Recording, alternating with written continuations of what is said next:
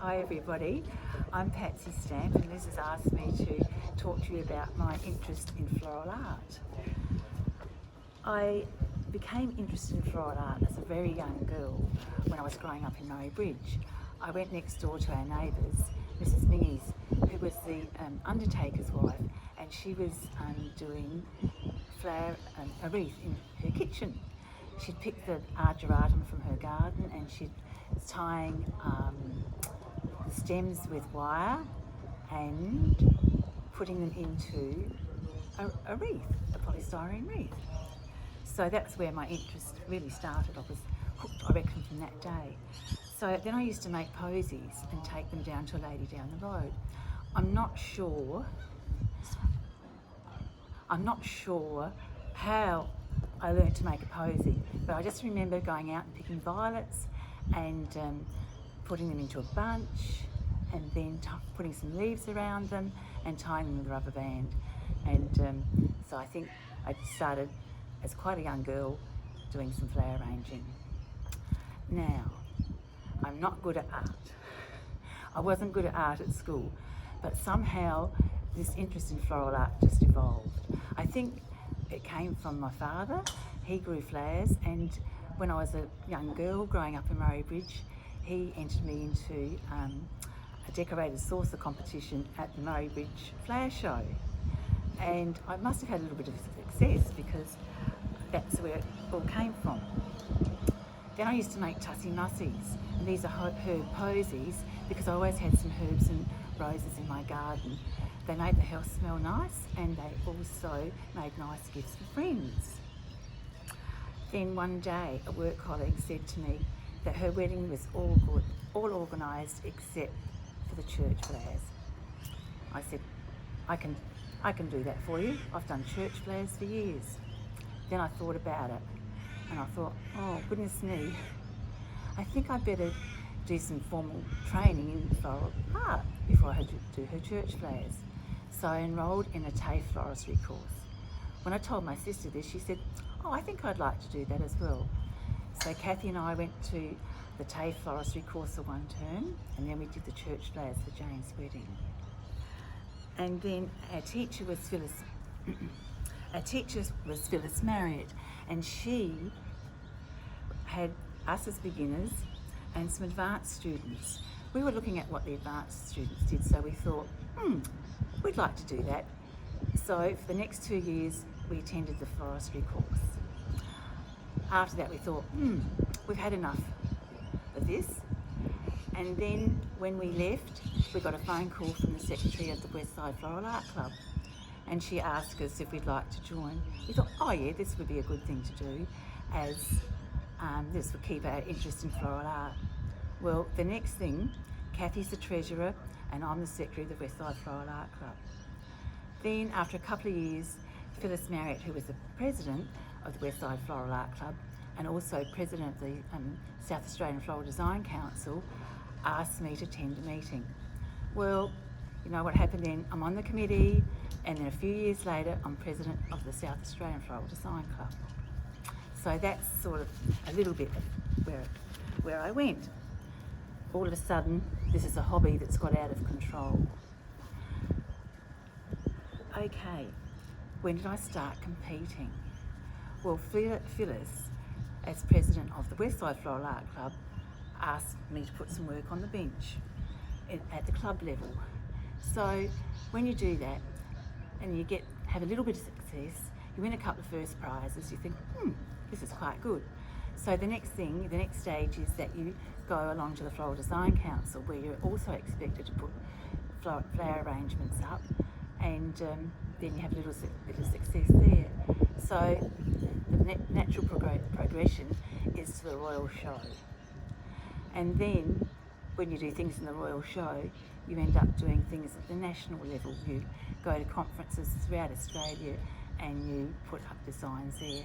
Quite often, because you're travelling interstate and because of the restrictions with quarantine, I often do what they call impose. So you're just given a bucket of flowers and some accessories and a title, and you're expected to do a design and put it up for the competition. Okay, So I've been very lucky that floral art has been a hobby that has allowed me to travel throughout Australia and overseas.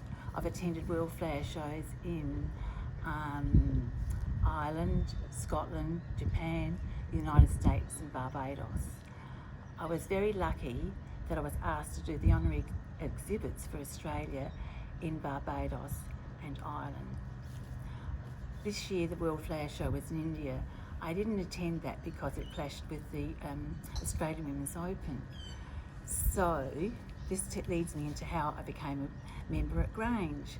Phyllis Marriott and Verna Irish were two members of the Westside Floral Art Club and also belonged to the Grange Golf Club. They nominated me to become a member of the Grange Golf Club. So I think golf and floral art go together. When you go to World Flower Shows, there's always a golf day included in the program. So some people attend the floral art show, some do a golf day as well.